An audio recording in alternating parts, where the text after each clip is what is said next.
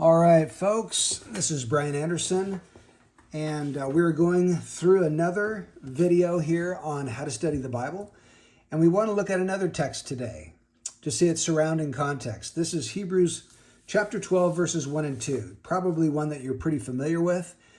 Therefore, since we have so great a cloud of witnesses surrounding us, let us also lay aside every encumbrance and the sin which so easily entangles us, and let us run with endurance the race that is set before us, fixing our eyes on Jesus, the author and perfecter of faith, who for the joy set before him endured the cross, despising the shame, and has sat down at the right hand of the throne of God.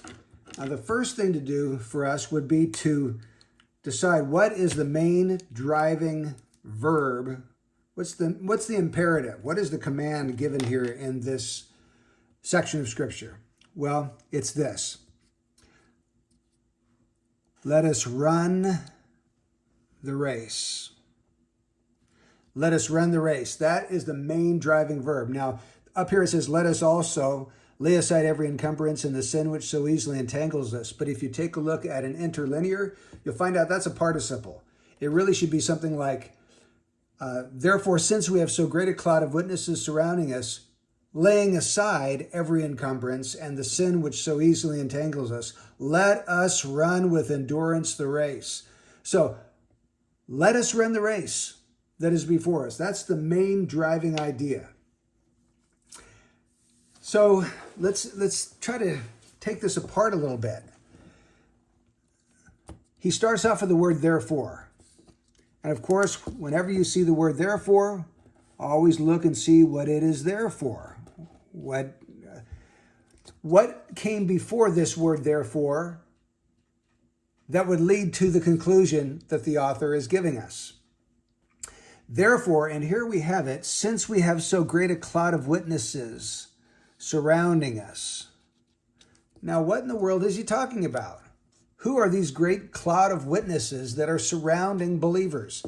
Well, all we have to do is go back in our Bible to the previous chapter. Hebrews chapter 11 gives us the stories of many, many different heroes of faith. They are the great cloud of witnesses that surround us. Now, I do not believe this means that these cloud of witnesses, these Old Testament saints, are looking down from heaven upon us as though they're in the stadium and they're in the stands and we're down on the playing field and they're watching us. I don't think that's the idea.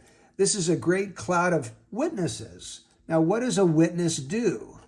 Okay, if you're in a court of law and someone gets up and is put on the witness stand, who is he and what is he supposed to be doing? Well, a witness is someone who simply testifies about something that he has seen or heard, something that he has firsthand knowledge about.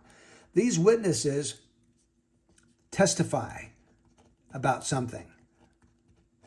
What is it that they're testifying about? Well, if we go back in our Bible to Hebrews 11, and I'm going to open my Bible and take a look there. Hebrews 11, verse 2 says, for by faith the men of old gained approval. By faith the men of old gained approval. So that's at the very beginning of this chapter, chapter 11. At the very end, in verse 39, it says, and all these, having gained approval through their faith, did not receive what was promised.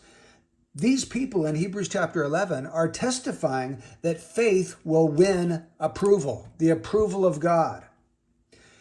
They testify about the victorious nature of enduring faith. Now, why do I say that? Well, let's take a look. Let me get this highlighter out. Notice the word endurance. Let us run with endurance the race that is set before us. So whatever kind of race this is, it requires endurance in order to win. And what is this race all about? I believe we have the answer here. Fixing our eyes on Jesus, the author and perfecter of faith. Faith was the theme of chapter 11, the heroes of faith. And he's saying we have all these witnesses that are testifying to us about the victorious nature of enduring faith. So let me tell you how to run the race just like they did. Notice also that Jesus, we are told, gave us the example. He endured. We need enduring faith in order to win the race and finish the finishing line that God has set before us. It needs to be enduring faith because it's not going to be easy. Now, let me connect these two. Enduring faith is really what we're talking about here. And if you want to take a look at this, it's Hebrews 10, 36 to 39. That's not very legible, but that's Hebrews 10, 36 to 39. That talks about the fact that faith must endure to the end in order for us to be saved. In addition, we've already mentioned Hebrews 11, verse 2 and 39, which are bookends to that entire chapter about the heroes of faith, telling us that faith enables us to gain approval or to win or to be victorious. So let us run the race. How do we run that race? With endurance. Just like Jesus endured the cross. He despised the shame.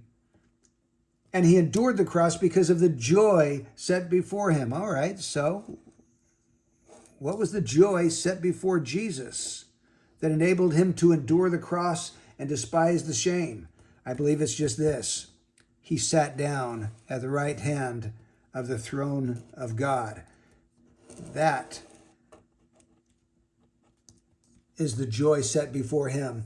The joy of finishing, the joy of reaching his goal, the joy of saving all of his people who will one day surround the throne of God and worship him endlessly. And there'll be fellowship between Christ and all of his brethren, all of his people.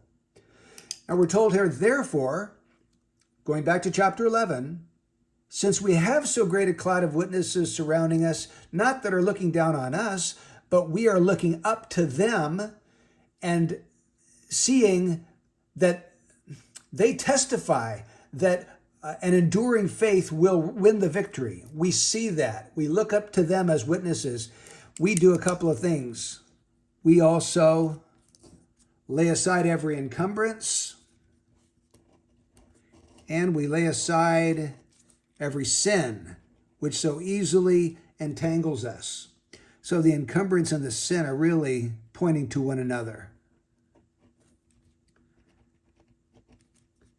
Sin is an encumbrance in this race, and sin entangles us and trips us so that it makes it more difficult for us to actually finish the race. Notice this race here.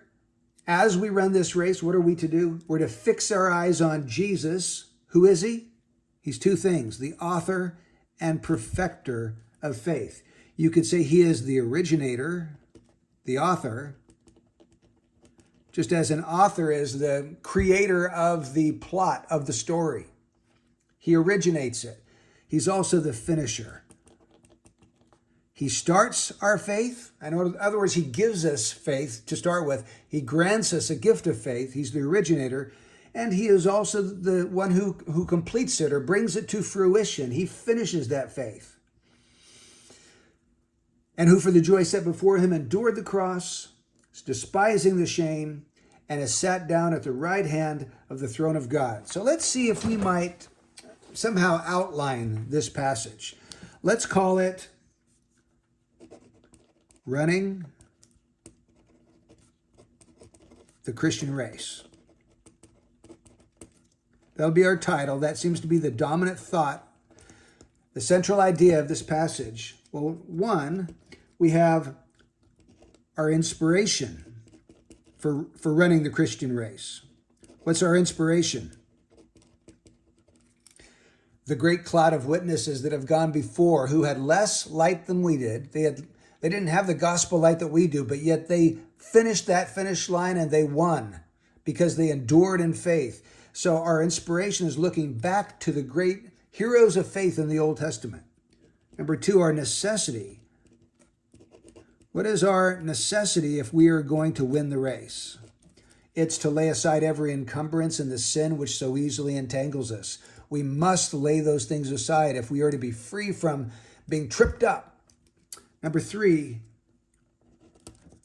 our mindset. What is our mindset in running the Christian race? Our mindset is that we need endurance. This is not a sprint, it is a marathon. This Christian race is going to last the rest of your life. It's not for a week or a month or even a year. It's for your entire life. It's an endurance race. It's a great marathon that will take everything you've got. That's our mindset. And number 4, our focus. What's our focus in this Christian race? It's Jesus Christ. We fix our eyes on Jesus. He's the focus of our faith. He gave us the faith and he perfects our faith. And he teaches us that if we will endure, despising the shame, if we will endure our cross, we too will sit down at the right hand of the throne of God with him in glory. And we could outline this another way. Running the Christian race, you could say, number 1, what are the spectators of the race? The great cloud of witnesses surrounding us. What is the preparation for this race? It's laying aside every encumbrance and the sin which so easily entangles us. What is the course of this race? It's the race that is set before us. It's a specific course that God has laid out for each one of his children. My course is different from your course. Jesus had his own course that he had to complete. So the course is specific according to the sovereign will of God for his children. And then the trainer of the race. Who is the trainer? Jesus Christ. You need to fix your eyes on Jesus. He runs ahead of you. Keep fixing your eyes on him. He will lead you every step of the way on this race. And then the prize for winning the race is sitting down at the right hand of the throne of God. It's the joy set before God's children of being with Jesus forever. So hopefully that's helpful as you seek to work your way through passages of Scripture, to notice the connections, to try to distinguish a central idea, to try to seek to come up with an outline that encapsulates everything in the passage and drives it all back to the central idea, which is let us run the race set before us. So may God bless you for Jesus' sake.